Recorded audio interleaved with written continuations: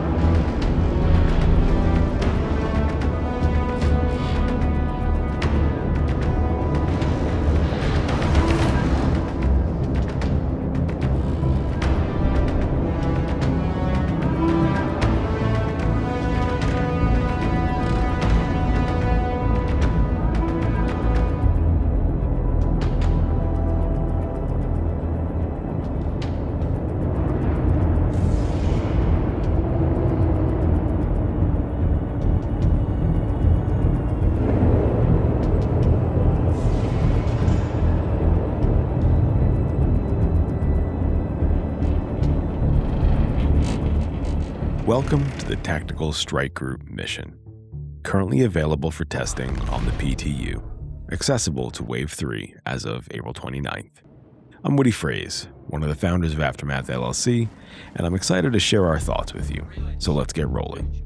Let's go.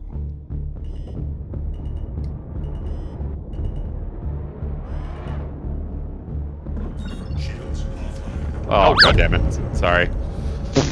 I did not. That wasn't you. That was entirely me. Let's start over. In between those asteroids. Yeah, I'm not gonna go decoupled in this. Go towards the light. What the fuck just happened? Do we get another impact? Okay, third time's a charm.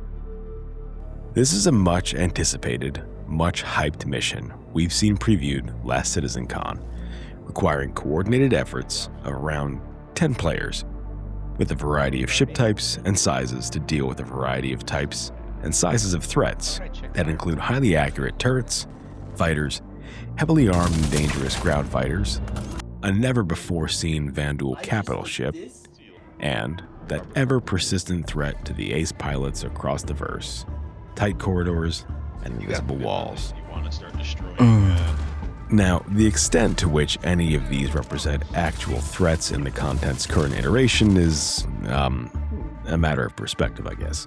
Honestly, the most dangerous thing about the mission right now is the available room inside the tunnels, our own ineptitude, and server instability in the test environment. Dude, the desync is fucking horrible. Yeah, it's pretty bad. And that last one bears repeating. This is PTU, so it's to be expected, but the current environment, at least when we ran this, is really quite unstable. So we are definitely not getting the full experience. This is a multi-phase contract requiring steps to be completed in series.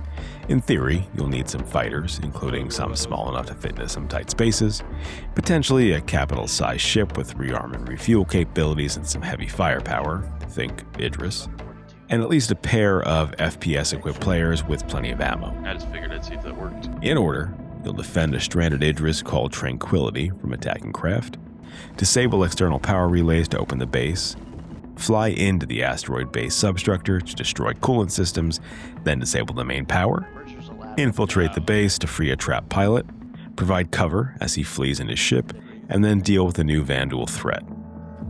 It's definitely not ready for prime time. We've got no idea how this will perform on live or what the difficulty will actually feel like on a functional server based on this test. But heck, let's check out the various parts. The first two phases feel like things you've seen before. Stranded ship under attack, destroy some things around a base. The difficulty of this will undoubtedly be greater when the server is more stable. Turrets in the area might actually hit you more persistently. The setting for the next phase is where it shines and what everyone's talking about. And for good reason, guys. The trench run through this substructure is just cool. The potential infringement on Disney's IP isn't my problem, so I'll enjoy it for what it is. You have a few things to destroy in here, and in the meantime, the environment is trying to shut you down. There's a steady dose of distortion you'll see ticking up on your power supply. In our preliminary testing, which is basically n equals 1 here, so take that for what it's worth, it shows that it ramps up exponentially, but on average seems to be about 0.69% per second. Once you're shut down, you're not dead, but in the current version on PTU, you might as well be. EVA is totally borked and nix, so getting out of your ship is essentially a death sentence. At best, you'll need to exit to menu to respawn back at your station if someone's not around to scoop you up. Then, as you can see from there, the state of the server means these crack pilots coming to attack you are basically fish in a barrel. Shoot and move on. Similarly, the interior when moving to free the pilot is just a shoot house because 90% of the NPCs are locked up. However, if and when this is working properly, do note there are a lot of enemies in here. If nothing else, it'll require a lot of ammo.